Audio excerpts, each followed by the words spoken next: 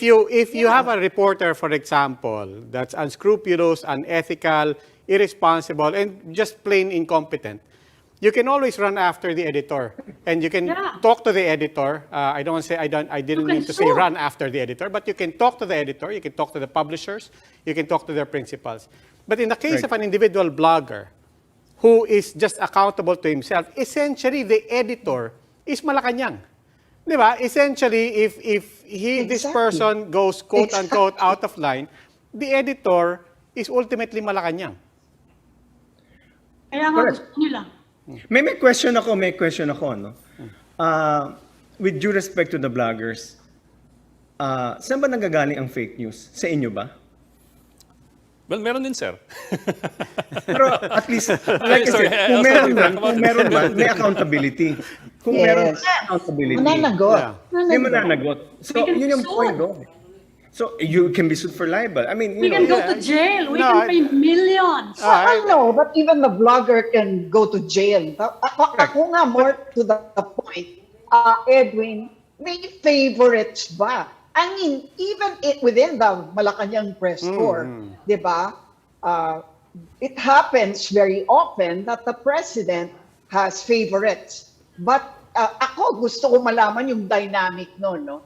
Merong mga, syempre, mga palaban, hindi makakakuha ng access. I mean, tanggapin na natin. Ganun yan, di ba? It's essentially what you're seeing in the campaign of the president-elect. I mean, who were in front of the stage? There were the vloggers. And where were the mainstream media?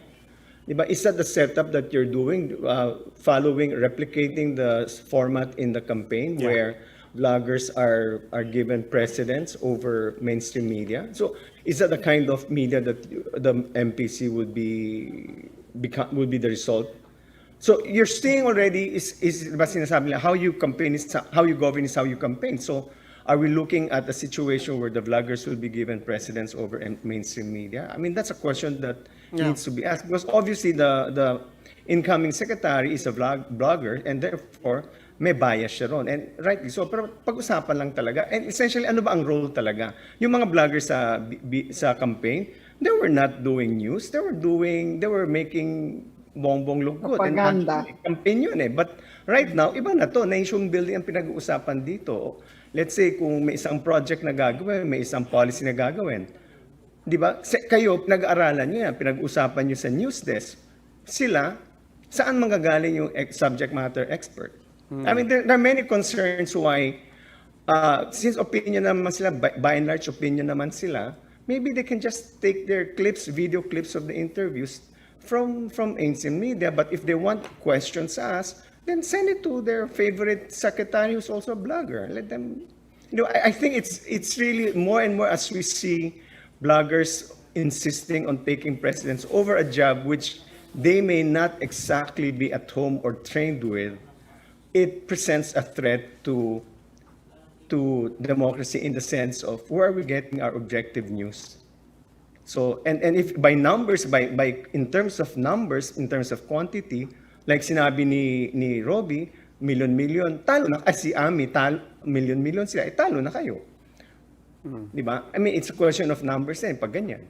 So there should be, to a certain degree, I agree with Ed, there will be rotten apples in both sides, good bloggers as well, but what is the purpose of what is the role of MPC? Are you there to provide opinions or to really report on the news?